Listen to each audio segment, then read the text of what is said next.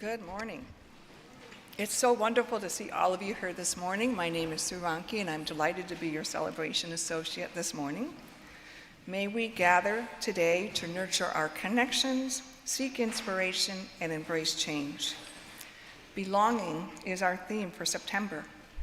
What steps can each of us take to expand the circle of belonging? Right now, that feels like an almost revolutionary act, doesn't it? We have many activities this week. Check the sanctuary screens or our website to learn more. A reminder to stay after the service for the ministry fair. This is where you can find out about all the activities that we have in our FUSIT community. I do have several announcements. The first one is from Megan from the board.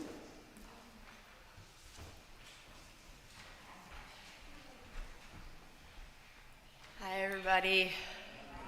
How's everyone doing? Good.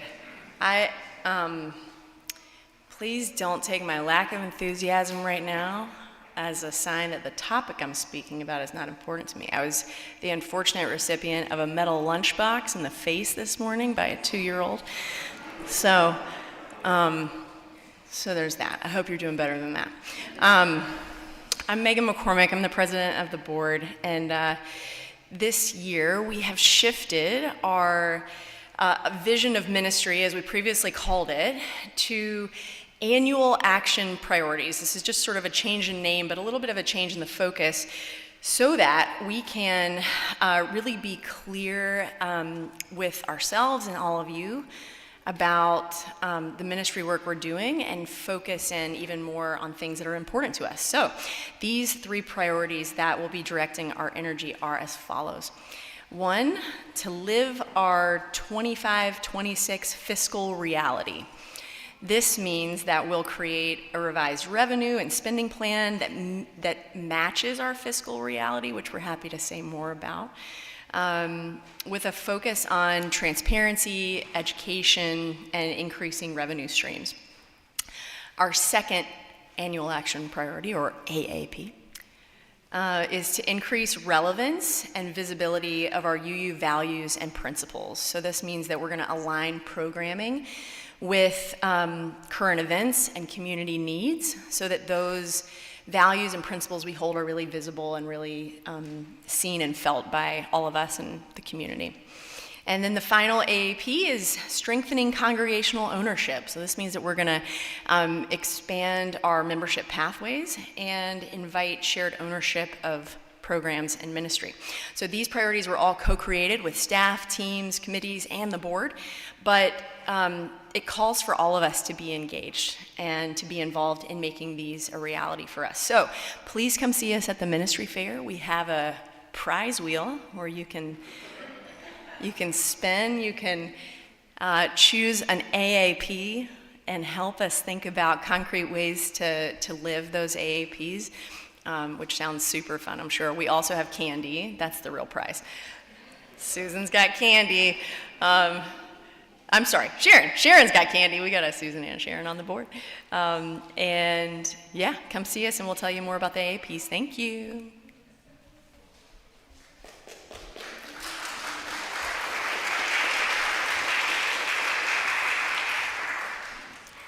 The second announcement, I believe, is by Jane Kostler about the auction.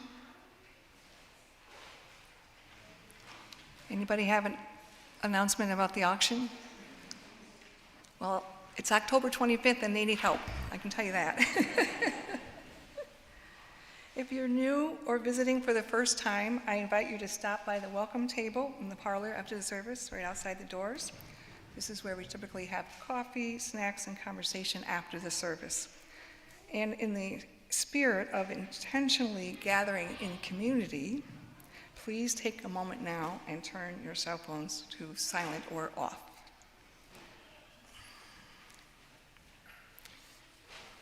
Before we light our chalice, let's all take a moment to greet those around us.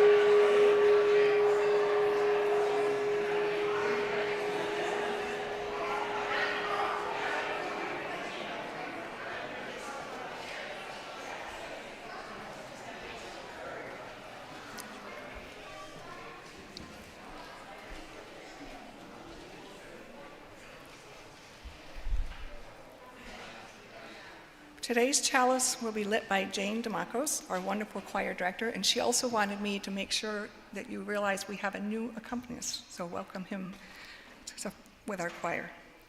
Our new accompanist is Daniel Larson. I'd like to call attention to him. He's sitting over here, and we're really delighted to have him.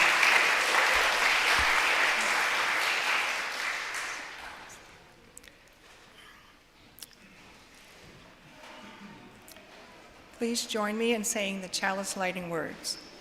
We light this chalice for the warmth of love, the light of truth, and the energy of action.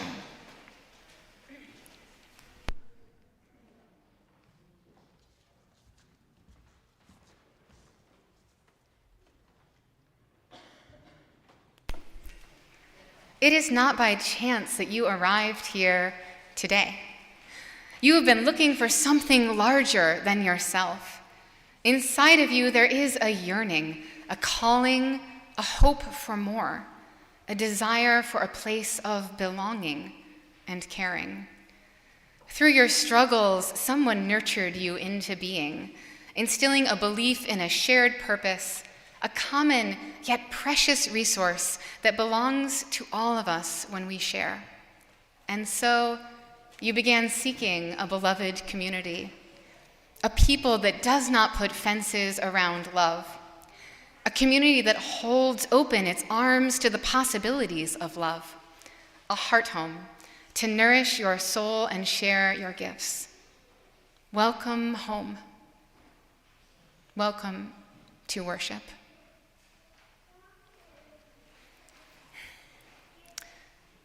This is the time when I'm going to invite those of our young people who Madeline has asked to do our baskets for us this morning to come up and grab a basket for our Side with Love collection. And I'm going to invite the rest of you to rise in body or spirit and join Laura and I in our opening hymn.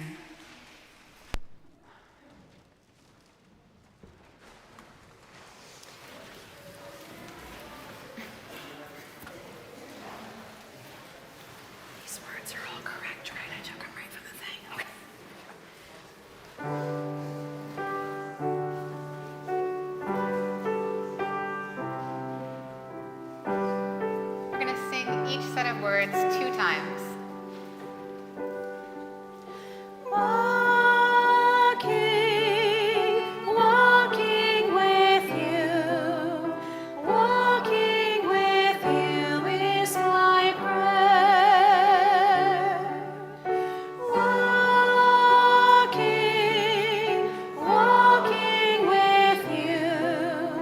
Walking with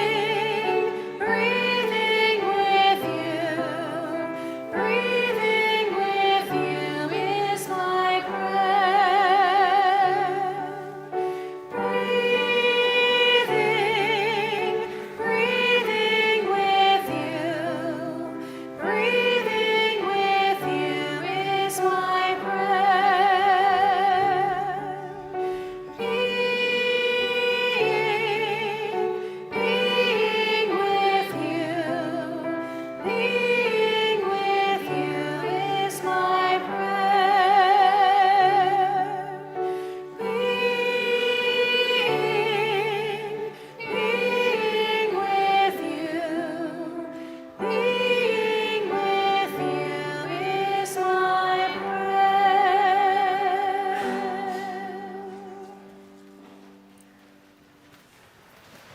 And what a joy it is to be with all of you this morning. It's so lovely to see you all. And it is lovely that I get a chance to do our Time for Wonder this morning. So this is the time when I invite anyone who is young or feeling particularly young at heart to come on up and join me. Let's have a seat right here on the steps. It's a great hat. Did you make that? Yeah. We got crafty people in here. Hi. Hi, friend. Hi, hi, hi. Hi. Good morning, good morning. Hey, friends. Me brought wine. Oh, that's fun. All right. It's like a new church here. Who wants to open our Wonder Box? Most of you haven't had a chance to open the Wonder Box yet. Hey, Anna, do you want to open our Wonder Box? Yeah, okay. I'll bring it down here for you. All right, you ready? All right, what did you find in there? Can you pull some things out? Can you pull this out? Yeah. Oh, hey, friends, what's this? It's a fidget kit. Yeah, this is a fidget kit. I have some other fun fidgets in here. Can I show them this one? Can I show them? I got these this summer. We went to an aquarium and I couldn't help myself. So I got a couple of random fidgets because they were really cute. Yeah. How many of you use the fidgets in here? Raise your hand if you use the fidgets. Yeah, that's right. We have some, it's all right out there. You can use the fidgets too. Friends, tell me, what are the fidgets for? What are these fidget kits for? It's for people who have trouble focusing without. Yeah, for people who have trouble focusing without something to do with their hands. Do you want to add something? It can help with anxiety. That's right. It can help with anxiety. It can help with focus, right? It can help us. Yeah, do you want to add something? Oh, you just want to show me something that's in your fidget kit? These are really cool. Have you seen these? These are just to kind of rub. It's like a little sensory thing if you need a little bit of fun sensory in your life and in your body. All right, friends. So we use these to focus. Did you know that research shows that we actually pay attention better when we're doing something meaningful with our hands? Right. So this isn't just about, making sure everyone is being quiet, although we want to make sure we can hear what's going on. Right? It isn't about making sure that it isn't about people not paying attention to what's going on. It's actually about helping us to focus and pay attention. And I want to give a little shout out to MJ because we have a new project in the back too. You can see MJ is knitting up here, where people are going to be invited to together create hats and scarves. There's someone else helping too, George. Oh, yes. Oh, look, Jessica's got one too. That we are going to donate for people that need a little extra warmth this winter. So we do this in order to help us be in community together. Right? There are lots of ways that we can help one another feel like we're belonging. So, for instance, if you are a person that the joyful sounds of small children makes it hard for you to hear what's going on, right? Just know that in the back, we're going to have children every Sunday, and they're going to be making some joyful noises. So if that's hard for you, I'm going to invite you to either sit in the front or maybe in this section. We joked about making signs in those back couple of rows back there that say splash zone. Just know you're sitting in the place where it is most likely that you're going to have some noises. And if that's hard for you, if it's hard for you to pay attention and feel like you're part of what's going on, I'm going to invite you to try a different place in the sanctuary next week. So, as we work together to create a sense of belonging for everyone, I just want to lift up that looks different for different people, right? Maybe you need to stand in the back. Right? Or maybe you need to walk around a bit. You can find those fun yellow laminated cards in some of the back of the pews too, which talks about this, right? But we want to make sure that everyone is able to be here and be present and be focused in the way that helps them the most. So I invite you, grab a fidget kit, grab a knitting project, grab one of these fun new little squishy fidget toys, grab some coloring. Coloring is actually one of those things that's been shown to help you pay attention and focus. And this is for everyone. It's not just for our young people, although it is for our young people. You having a hard time over there, friends? Do you need some help? Yeah? All right. I'm glad that we're working that out. Right? Sometimes we just got to work things out. And if you're having a hard time, let someone know. Right? Maybe you could let our tech person know, I'm having a hard time with that speaker. Could you turn the mic up a little bit? Right? So as we move together, as we are shifting out of our month of belonging, I want us to think about this for our whole church year. Right? How are we creating a sense of belonging and making sure that we are meeting everyone's needs as best we can so we can be here in intentional community together. All right, friends. Oh, very important. Today is our very first Classroom Sunday. Yeah, that's right. It's our very first Classroom Sunday. We went from 3 classrooms to 5 classrooms this year because look at this glorious, crowd of young people around me. We definitely continue to need more assistance with Ari. So please come out, have a cookie, look at our fruit tree, talk to Madeline during the ministry fair, and learn how you can help with our amazing program for our families, children, and youth. All right, friends, are you ready? Are you ready? All right. If you have not signed your young person into RE and need to do so, please go with Madeline into the parlor. Young people, I'm going to invite you to also join Madeline in the parlor to go into your classrooms. I brought a hairband. And- Can I go grab it? I think I left it in the bag. And everyone else, I'm going to invite you to sing the children on their way with Where You Go. You can find the lyrics up on the screen. This one's really fun. It bounces. I know, right? Just don't bounce it at anyone, okay? Where did you get this? I want it. At an aquarium. Here we go. I will go, beloved. Where you go, I will go. Where you go, Where you go, I will go, beloved. where you go, I will go. And your people are my people. Your people are mine. Your people are my people. Your divine, my divine. Yes, your people are my people. Your people are mine. Your people are my people. Your divine, my divine. Your divine, my divine. Your divine, my divine.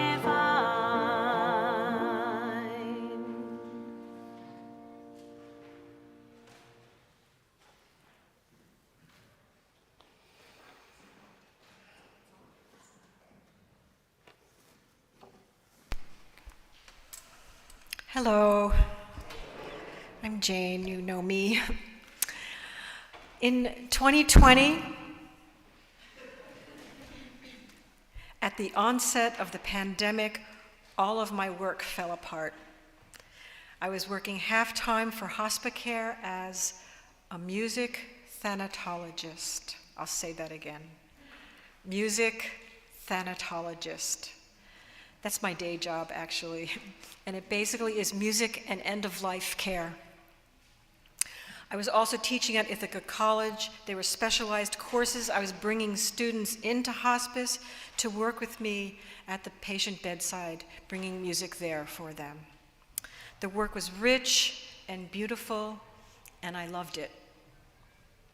Miraculously, at the same time, I was offered a full-time job as a music thanatologist in a very large hospital in the Pacific Northwest.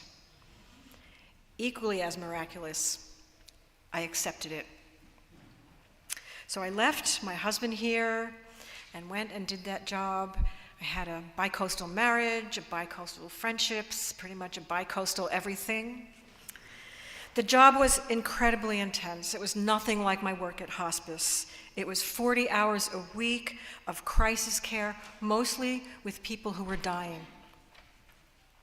And I was considered an essential worker and sent everywhere in the hospital with my harp. And also, it was during the pandemic and COVID was everywhere. The hospital was fraught with anxiety and angst, and the hospital was in lockdown. There were two ways I kept myself relatively well emotionally. I would go to the old growth forests where the giant trees had stood silently for centuries and sit there until that silence got in me. And I journaled. I returned to Ithaca 2 years later. My journals came with me. They contained all sorts of stories about my work with patients, many amazing stories. It's an amazing time. If you're not in that world, you don't know. And being a performer type of person, I decided I would create a performance piece out of those stories. Or I should say, my harp and I created a performance piece.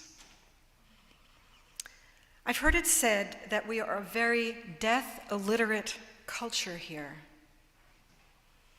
I want to be a point of contact for a conversation that many shy away from. This performance is an invitation to gently step towards this part of our lives. And it is a part of our lives, isn't it? My performance piece is called A Harpist at the Threshold, Hospice Stories of Love and Grace. It's a one-woman show at the Kitchen Theater on the evening of Sunday, October 19th, where I share deeply personal patient stories interwoven with harp, very much like the music I actually played for patients.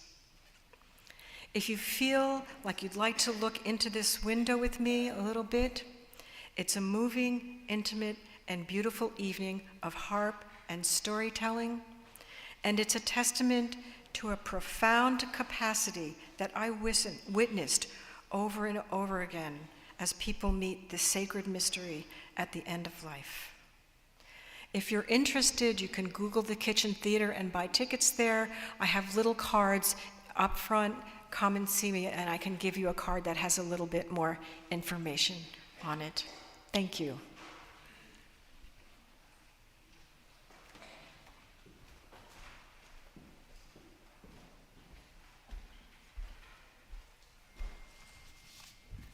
Hello, everybody. I'm Lloyd. I'm doing Joys and Sorrows, following that little bit of joy built based on sorrow. In the spirit of reverence, love, and care, we take time now to bear witness to some of the joys and sorrows of our community, to share those events that call for our prayers, our support, our praise, and celebration. Sue Ronke is having surgery in Pennsylvania tomorrow. Please keep her in the light. From Nancy Miller, who wants to send out a huge appreciation from Michelle Waffner, the Director of Congregation Administration, for all the many untold things she does to keep us operating and organized.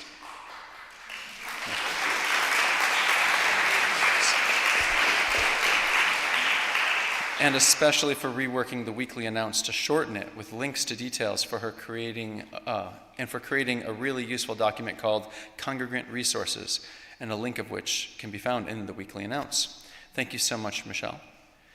And Nancy and Richard Doge say that, sadly, Rich's brother Grant passed away unexpectedly on Wednesday, September 24th. Grant left behind lots of wonderful memories and cherished artwork for them to hold close to their grieving hearts. Their hearts go out to Grant's loving wife and family. And for those we are holding in our thoughts, in our hearts, and perhaps in our prayers, into this community, into this space of healing and hope, let us call these names out loud.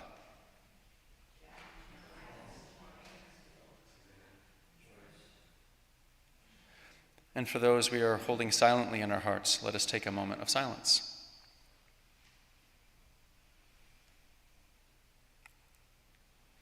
We extend loving kindness to all in our world, and let us remember to extend loving kindness to ourselves. Today, tomorrow, and beyond, let our hands be outstretched in kindness, and let us keep showing up to our lives and each other with open hearts, no matter what. Love and courage to us all. Blessed be, and amen.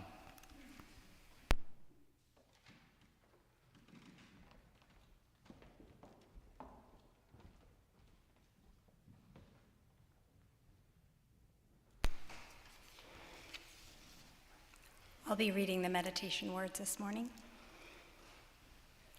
For this one moment, know that you are loved, that you are safe and whole and loved.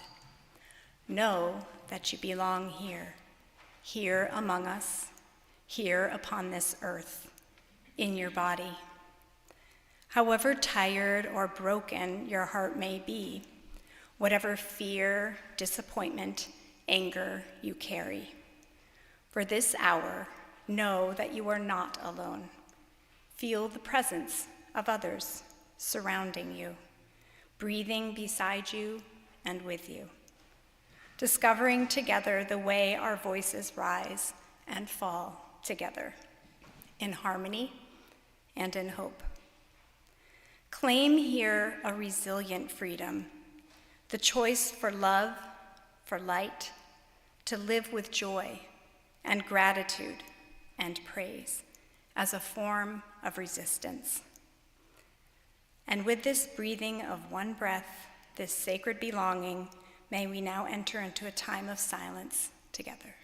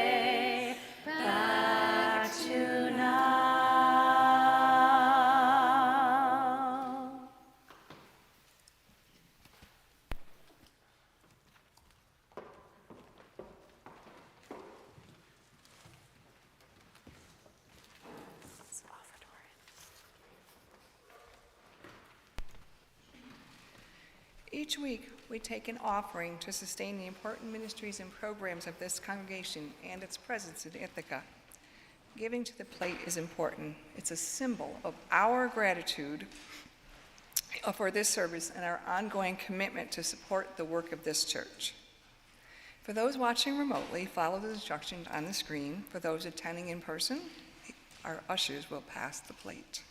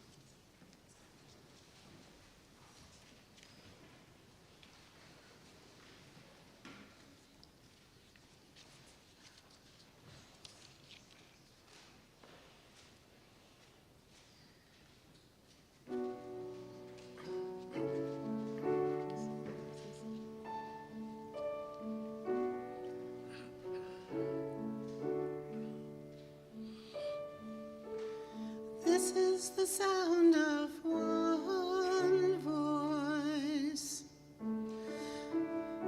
one spirit, one voice, the sound of one who makes a choice. This is the sound of one voice. This is the sound of one voice.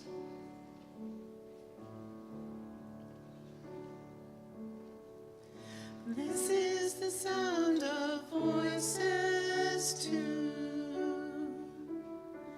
The sound of me singing with you, helping each other to make it through. This is the sound of voices too. This is the sound of voices too.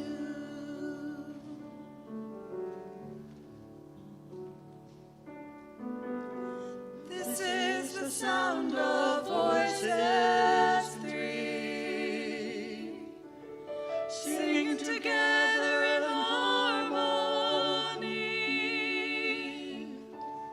surrendering to the mystery. This is the sound of voices three. This is the sound of voices three.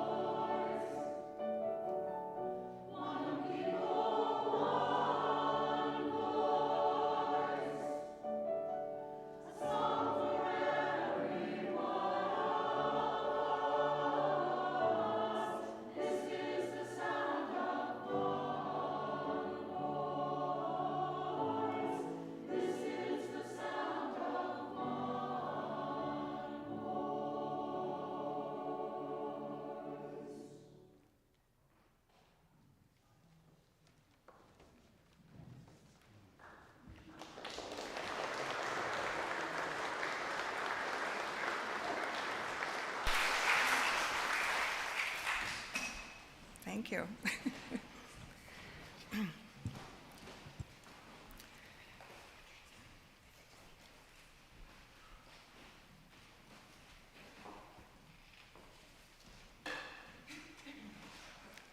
Please join me in saying the offertory words. May these gifts bring about connection, inspiration, and engagement within these walls and beyond.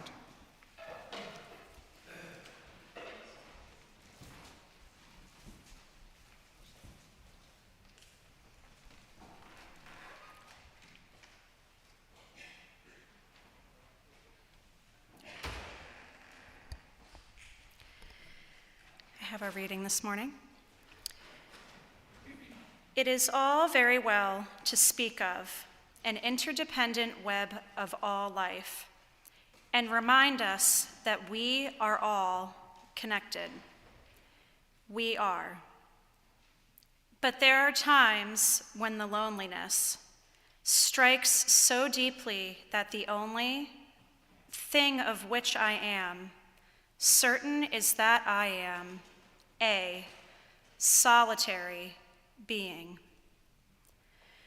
There are times when the only piece of belonging I can feel is the longing.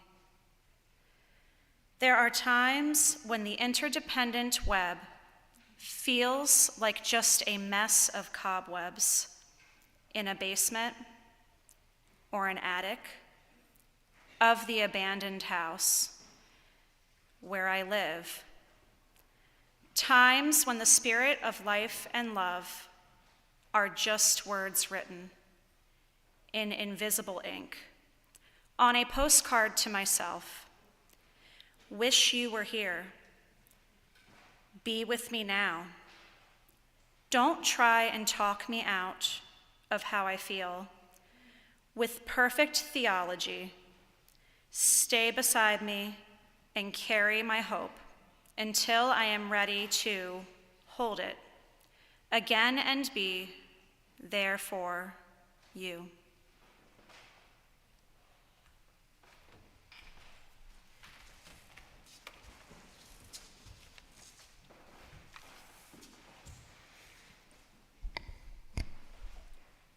To belong is to be longing, for a space to be held and that will hold friend, stranger, neighbor, other. For silences broken by songs of the silenced, for time that does not stretch but in circles. To belong is to be longing, longing for wholeness of the beloved, of all who belong and are longing. Chad Snyder wrote those words. To belong is to be longing. The word belong comes from Old English with the prefix be meaning very, and the word longen meaning to be well suited for something. So we could understand that that word belonging means a very good fit. But then there's that word longing, which means to yearn. And this was the same word in Old English, longen, with two different meanings. So we could also understand belonging as a deep yearning for a place where we fit.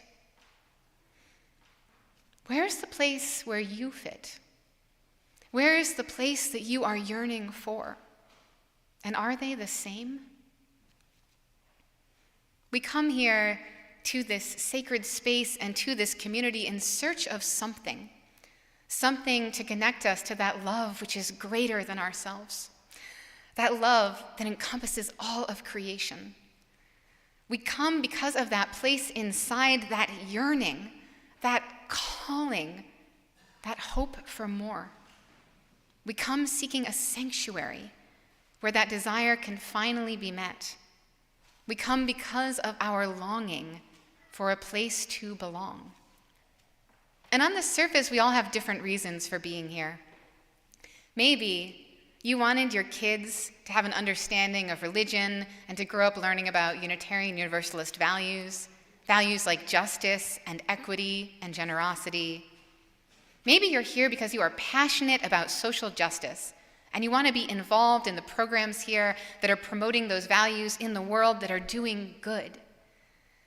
Maybe you're here because coming to church is what you do on Sundays, and you are looking for a place free of dogma and the harmful experiences of your past. Maybe you're here because you're lonely and you simply want to be with others. Maybe you were dragged here by a friend or family member. Maybe you're just here for the coffee. And any one of those might be the reason that you walked in the door, or it could be something else entirely. The real question is, what makes you come back? What prompts you to return to this community again and again, to this faith? What are you longing for? Brené Brown tells us that true belonging is the spiritual practice of believing in and belonging to yourself so deeply that you can share your most authentic self with the world and find sacredness in both being a part of something and standing alone in the wilderness. True belonging doesn't require you to change who you are. It requires you to be who you are. And I imagine that we've all experienced times where all of who we are didn't feel welcome. Times when in order to fit in, we had to hide or diminish or change parts of ourselves, to dial it back, to not be too much or too loud or just different. Times when we carefully didn't mention parts of our identities because we were worried about the reaction from the group. Feeling separate, and yet desperately wishing that we weren't. I've known people in my life who, in certain situations or around particular groups, seem to become someone entirely different. And maybe you've experienced this too, right? Friends who said their partner changes completely in certain settings, suddenly putting on a show or acting like someone else entirely. And did you ever notice how that other person that they become isn't typically kinder or gentler or more considerate? No, it's often the opposite. Because this longing that we have to be a part of something, to be included, to be liked, to be seen, while it comes from a desire to belong, it also comes from a place of uncertainty, of insecurity. And it's hard to be real, to be our best selves, when we're feeling anxious and fearful of rejection. Brené Brown also tells us that this yearning to belong is so primal. We often try to acquire it by fitting in and by seeking approval, which are not only hollow substitutes for belonging, but often barriers to it. Because true belonging only happens when we present our authentic, imperfect selves to the world. How many of us have both been the person feeling confused or frustrated at the seemingly inexplicable changes in behavior by people we have known and loved based on who they're with at the moment, and have felt the pressure to become someone else in order to be accepted as a part of a group? Cole Arthur Riley invites us to locate the kind of belonging that doesn't demand your erasure.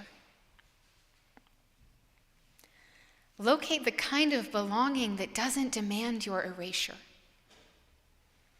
How do we create a community that offers that kind of belonging?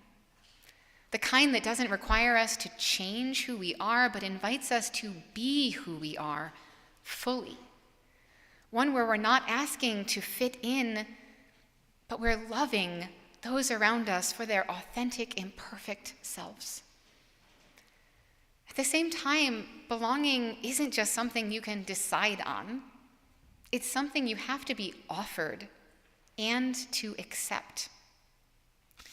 So many of you know that I'm spending 2 Sundays a month this year serving the UU congregation in Binghamton as a part of my internship. And right when you walk on the door, they have these cute shirts on display that say, "You belong," right? They're making a bold statement to anyone who walks in the door. But we all know that belonging doesn't just happen, regardless of how wide we try to draw our circles and the words that we use and how thoughtfully we set up our spaces. Belonging takes time. It takes intention. And it often takes inviting in a certain amount of discomfort. And I don't mean discomfort in a social aspect, although there is that, of course. I don't know about all of you, but I often have to navigate a certain amount of social awkwardness during coffee hour, right? Being a part of a new and unknown community in Binghamton has definitely brought those feelings back to the surface for me. But even here, where I am in my 6th year serving this congregation, I sometimes find myself standing alone in the midst of a crowd, wondering if I should make an effort to insert myself into a conversation, not wanting to intrude or interrupt, feeling uncomfortable and unsure. Thankfully, here, at this point, that doesn't happen all that often because I can rarely make it the several steps from the sanctuary into the parlor without someone needing something from me. I'm sure the staff here can relate, right? No, I mean the discomfort that comes from change.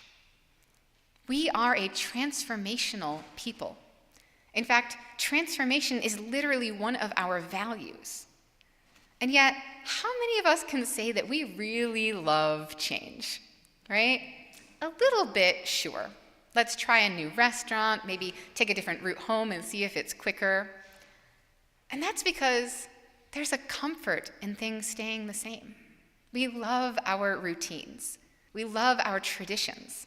We love knowing that when we come to a place, it's going to look the same and feel the same, and we're going to see the same people. We love knowing what to expect.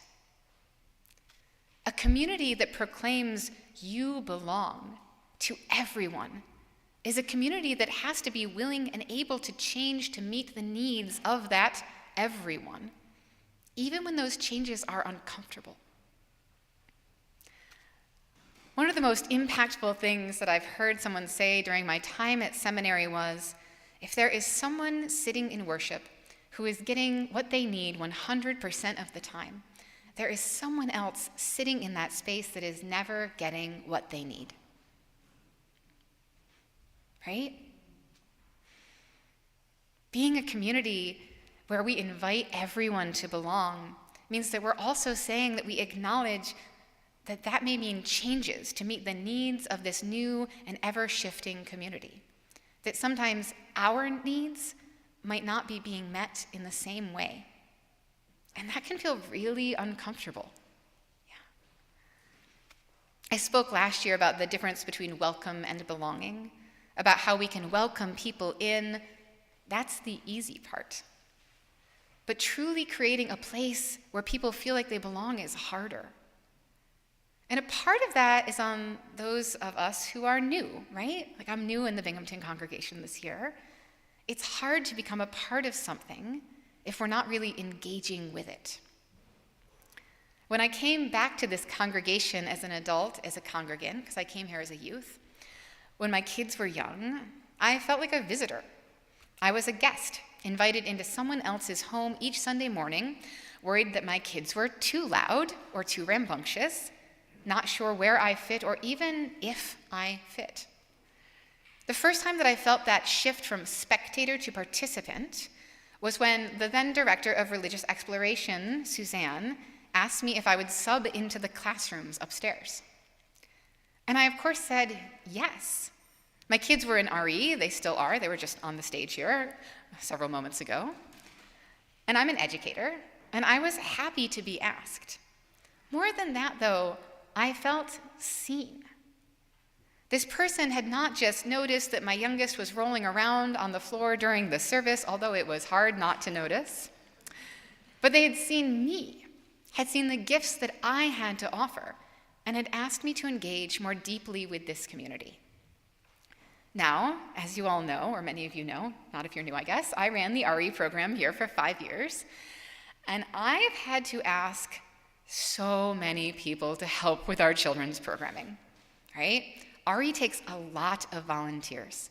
In fact, just to staff our classrooms this year, it takes 20 volunteers. Not for events or any other help, just to staff our classrooms, right?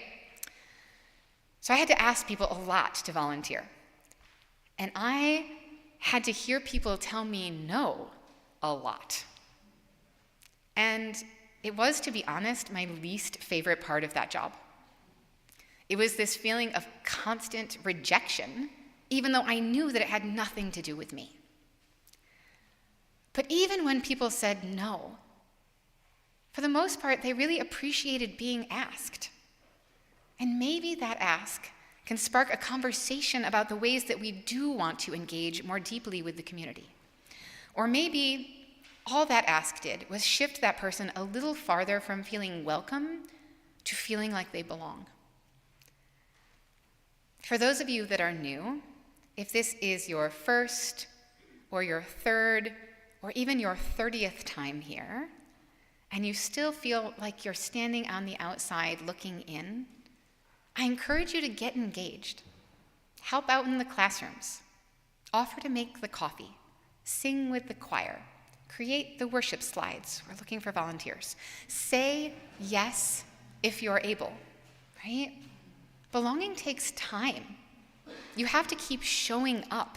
It doesn't happen all at once. It can be subtle, unnoticeable, until one day you walk in and there are more faces that you recognize than faces that you don't. People asking you about your job or your family or your health. People that you are asking those questions to as well because you genuinely want to know the answer. People that you've worked with and prayed with and broken bread with. People that you've cried with and laughed with and sang with. I asked earlier where the place was you were yearning for. But the question should have been, who are the people that you are yearning for? Because we don't belong to this building, we belong to one another. We belong to one another when we are truly seen and when we see each other. We belong to one another when we come together in covenant, when we make and honor those sacred promises. So may this be a place where you are seen in all of your perfect imperfection. May this be a place where when we say you belong, you know that it won't demand your erasure. It won't require you to change. We will transform to welcome you in. Here, may you be safe and loved. Here we honor the sacredness that is both being a part of something and being true to yourself. Here is a sanctuary where we know that we are each made whole and holy. Here, just being together is our prayer. Friends, I'm going to invite you to sing with me again. We're going to sing Sanctuary. You can rise in body or spirit if you feel so moved.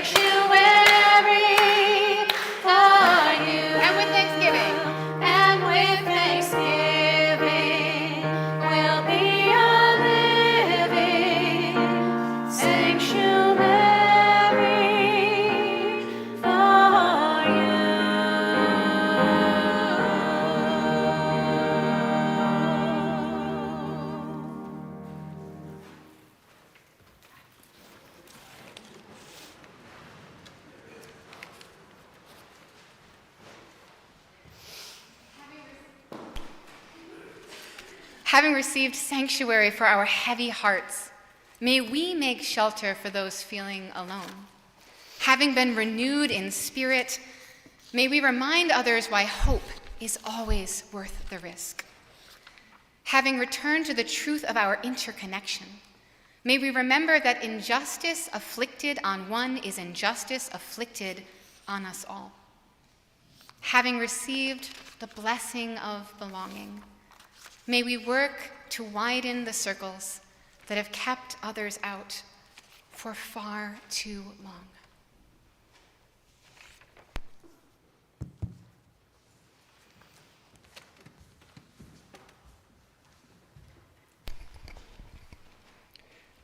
We extinguish this flame, but not the light of truth, the warmth of community, or the fire of commitment. These we carry in our hearts until we are together again. Our service has ended. Let our true service now begin.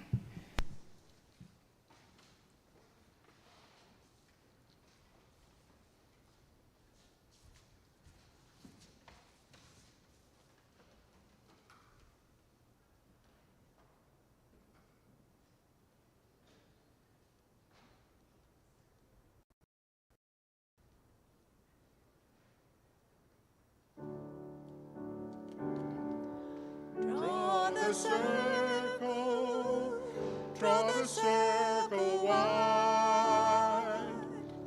Draw the circle, draw the circle wide.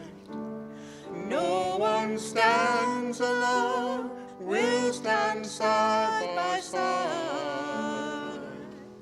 Draw the circle, draw the circle wide. Draw the circle, draw the circle wide.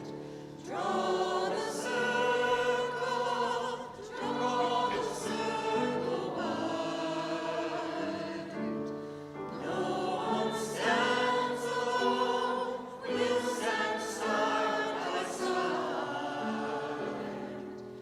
Draw the circle, draw the circle wide. Draw the circle wide, draw it wider still. Let this be our song. No one stands alone, standing side by side. Draw the circle, draw the circle wide. Draw the sorry. Draw the circle, draw the circle wide. Draw the circle, draw the circle wide. No one stands alone, we'll stand side by side. Draw the circle, draw the circle wide.